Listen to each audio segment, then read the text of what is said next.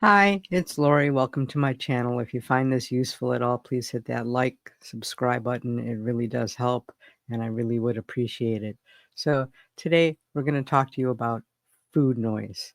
Now, I never knew what food noise was until it went away on this medication, but I'm going to read you the definition here.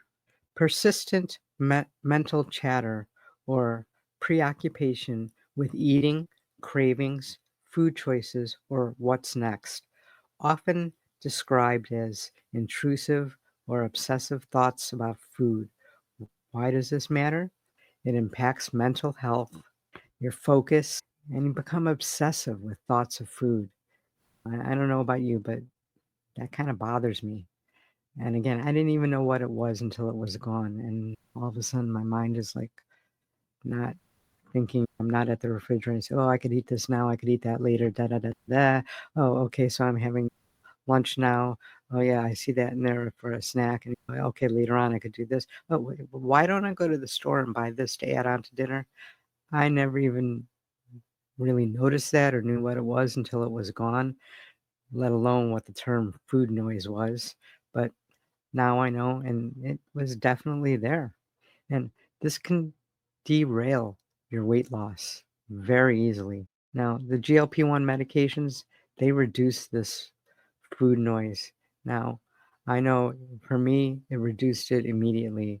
From what I'm hearing from other people and talking to them and so forth, some of them, it'll help it just a little bit, but some of them it doesn't really get rid of the food noise at all. It just lowers it some. And some of them it doesn't even do it till they get to the 10 or the 12.5 dose. And I'm using the tirzepatide because that's what I'm familiar. The same thing is true with the Ozempic, but yeah, it's different on everybody. So, you know, obviously, because the food noise leads to binge eating and just overeating and so forth, and is just really no other way to put it but a pain in the ass. It's something that we need to try to get rid of or at least lower the volume of.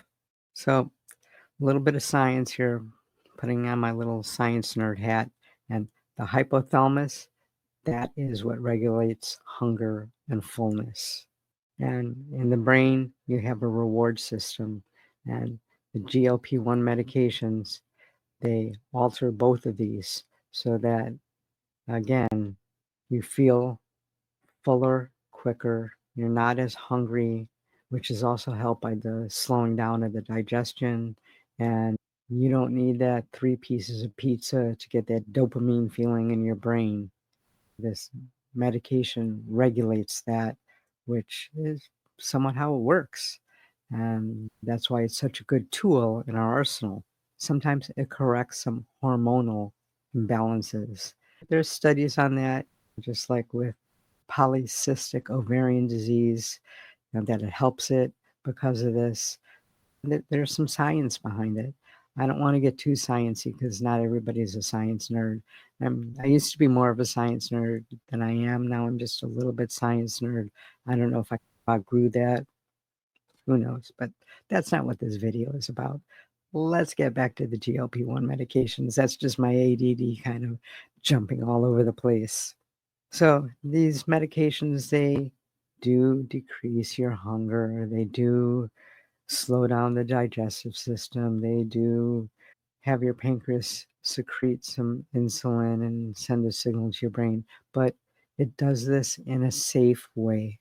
So again, you always should monitor your blood sugar and so forth, but it is pretty safe. And I would say, unlike diabetics where you have to monitor, do blood sticks a couple times a day or whatever, as a non-diabetic on this medication, I check my blood sugar maybe once, twice a week, unless I'm feeling a little bit off. Then I'm going to check it, and I've never really noticed it lowering it too much. So again, it's a pretty safe as far as that's concerned. But the number one help for me was that it reduced that food noise. Everything else was just a bonus. Now, I know that's not how the makers are advertising it, but I think they go hand in hand. You get rid of the food noise, you slow down the digestion, and they'll say, "Hey, this Lori person over here has a chance to have a healthy lifestyle and eat right and not be craving all these foods and not running to the pantry at night every 20 seconds because she just has a little craving and so forth." Does it work 100%? Probably not. Absolutely not. I'm going to say because I don't think anything works 100%. So, with these medications, when you take it, you're physically going to get hungry a little bit less and you'll have less panic, maybe even less boredom eating, all sorts of things like that. I still have a little bit of a problem with boredom eating, but it's pretty well under control because of the medication. When I was bored, like first I would grab a bag of chips and eat them. I was okay for a couple minutes. Then 10 minutes later, well, yeah, maybe I'll have a cookie because there's nothing else to do. Yeah. Now, if I'm gonna do a little bit of board eating, I'll look and I'll say, I have that Atkins bar or that protein pudding or that cottage cheese. I'll eat that.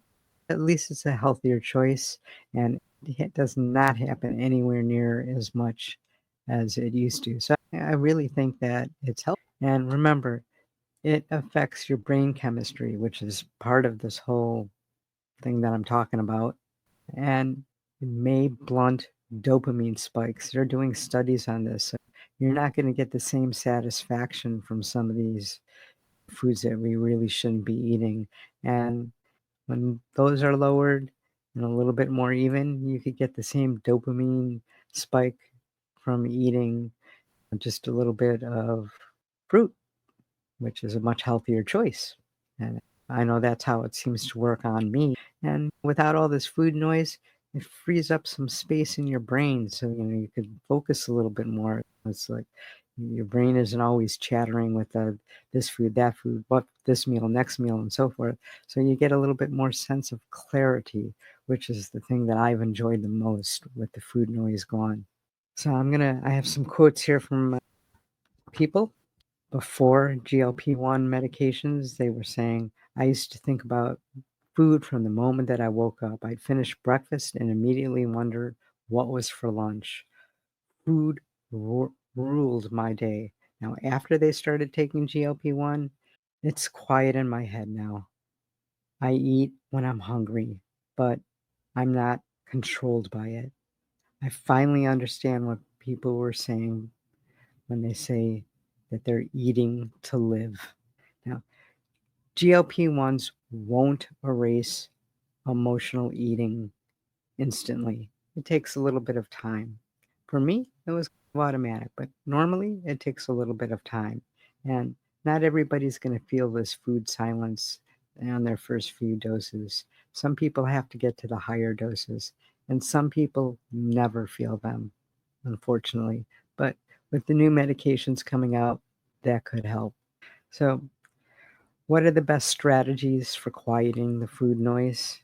The GLP-1 medication, of course. Combine that with stable eating, protein-rich food, fiber in your meals, mindful eating, and maybe some therapy if needed for eating. There's no shame in it. I'm not saying everybody needs it. If you continue to have some of these, like for me, again, boredom eating or eating to stay awake are my problems. They've gotten a lot better. If they don't get better to my satisfaction, I find no shame into speaking to somebody about that. And listen to your body. Your body wants to do the right thing and is trying to tell you to do the right thing. So listen to it. Now, if you found this useful at all, please hit that subscribe, comment, let me know if you're still hearing food noise. I'd love to hear from you.